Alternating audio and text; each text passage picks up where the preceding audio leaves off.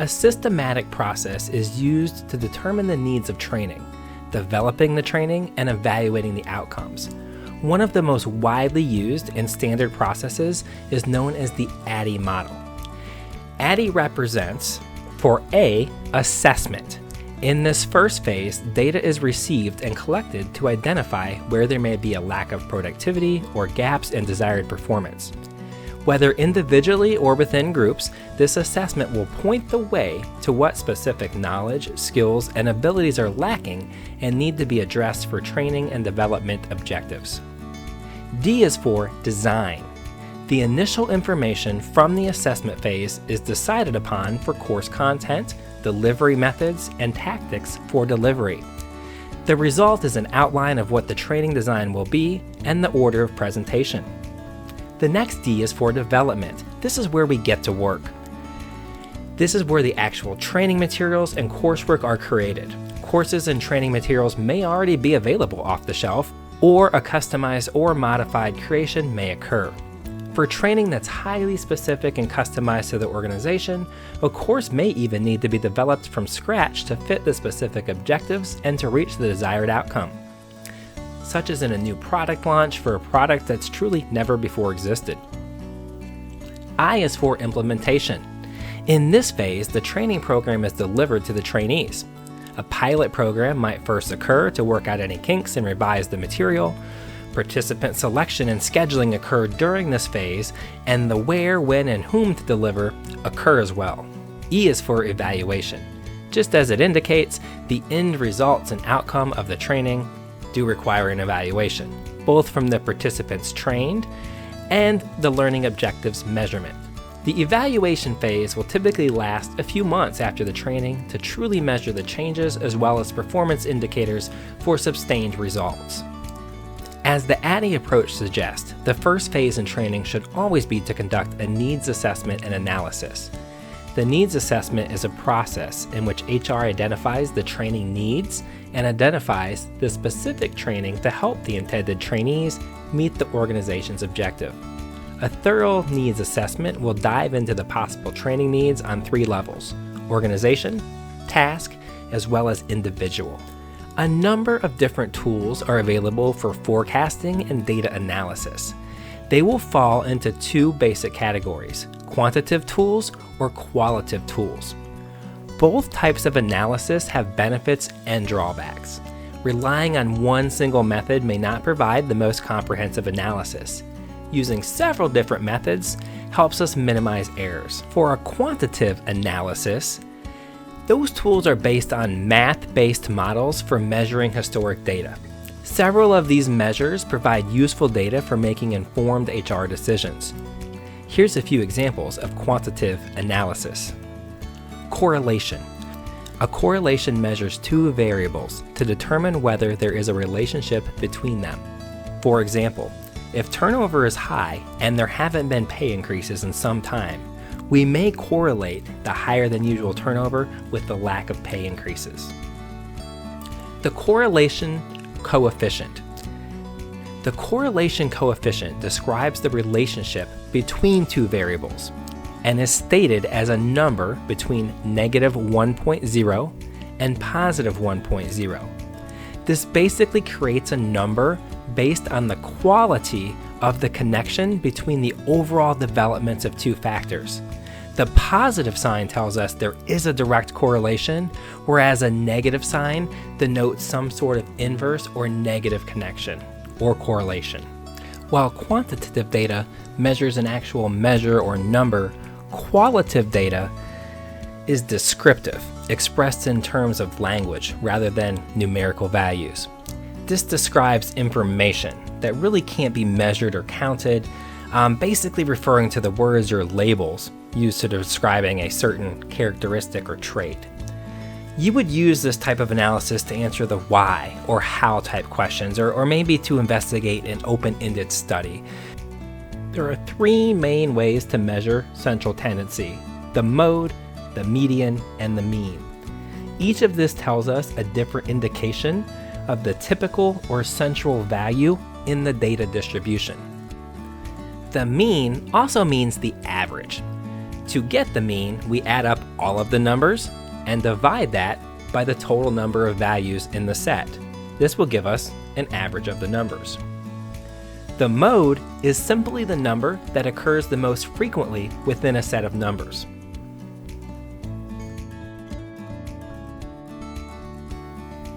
The median can be found by putting the data in numerical order.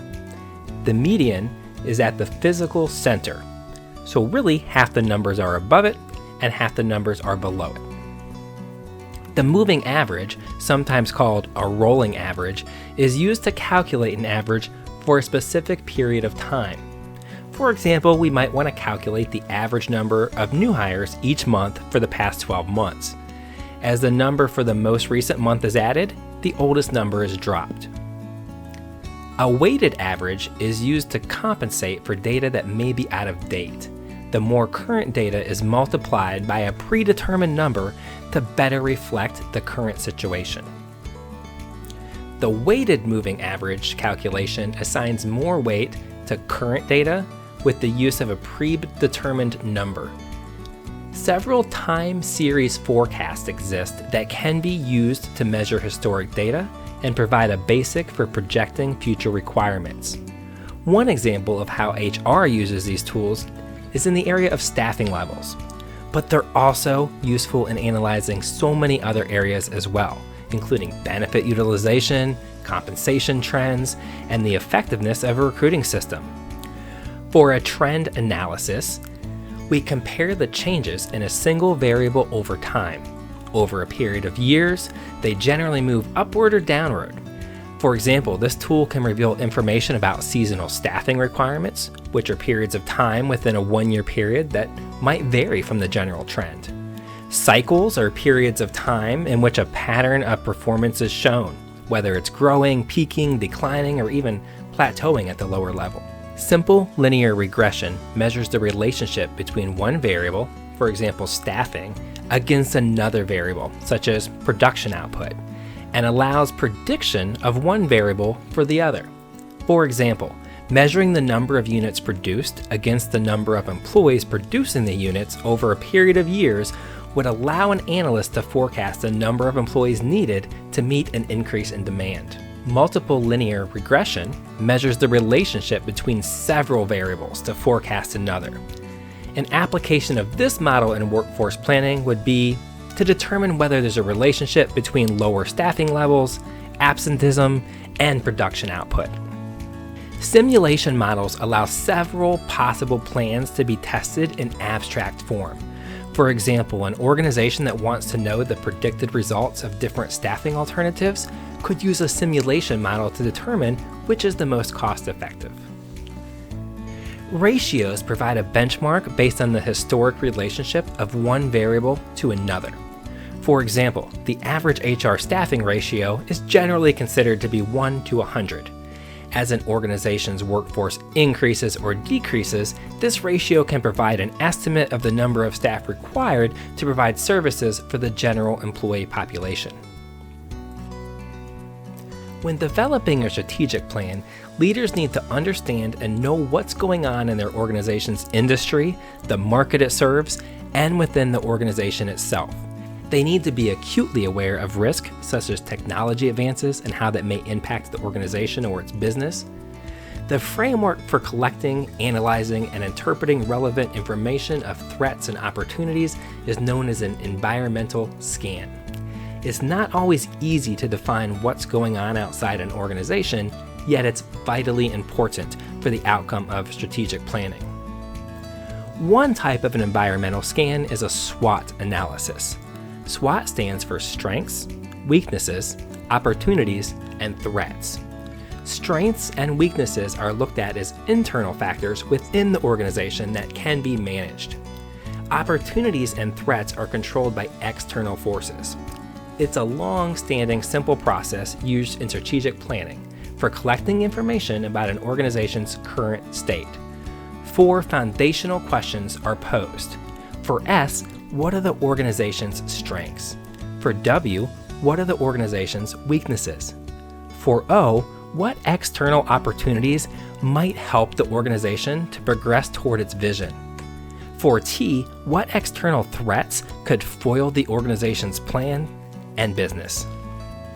Assessments are helpful in SWOT analysis, including customer focus groups or surveys, current employee attitude surveys, as well as exiting employee interviews.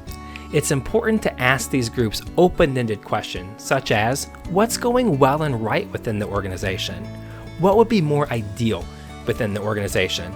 Or what needs improvement or is not working so well? Another type of an environmental scan is a PEST analysis. A PEST analysis may also be referred to as a step analysis.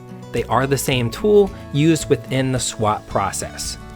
The acronym stands for political, economic, social, and technological factors. The PEST process is focused on the external scanning and gathering of information. Today, software has been developed to perform the PEST process, which is widely helpful in reducing the amount of time for research, in particular with opportunities and threats. An additional way to obtain information from the organization's marketplace is through a third-party consulting firm. These firms have collected vast amounts of data and information, including data about trends and other predictions or information. There's also a PERT analysis. PERT is more than just a shampoo. PERT offers a management tool which relies on arrow and node diagrams of activities and events. Arrows represent the activities or work necessary to reach the events, or nodes that indicate each completed phase of a project. A PERT chart uses circles or rectangles called nodes to represent project events or milestone. These nodes are linked by vectors or lines that represent the various tasks. A PERT chart allows managers to evaluate the time and resources necessary to manage a project. Key performance indicators, also known as KPI, are overall measures of items. This could be such as number of customers retained, percentage of market share, net promoter score, or even average ticket or support resolution time. Key performance indicators measure a company's success versus a set of targets, objectives, or industry peer benchmarks. KPIs could be financial, including net profit revenues minus certain expenses, or even the current ratio.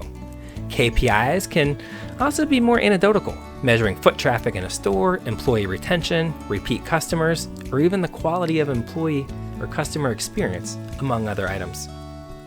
The balanced scorecard model reinforces good behavior in an organization by isolating 4 separate areas that need to be analyzed. These 4 areas, also called legs, involve learning and growth, business processes, customers, and finance. The balanced scorecard is used to obtain objectives, measurements, initiatives, and goals that result from these 4 primary functions of a business. Companies can easily identify factors hindering business performance and outline strategic changes tracked by future scorecards. A balanced scorecard is a performance metric used to identify, improve, and control a business's various functions and resulting outcomes. It was first introduced in 1992 by David Norton and Robert Kaplan, who took previous metric performance measures and adapted them to include non-financial information. A digital dashboard is an electronic interface that aggregates and visualizes data from multiple sources, such as databases, locally hosted files, or even web services.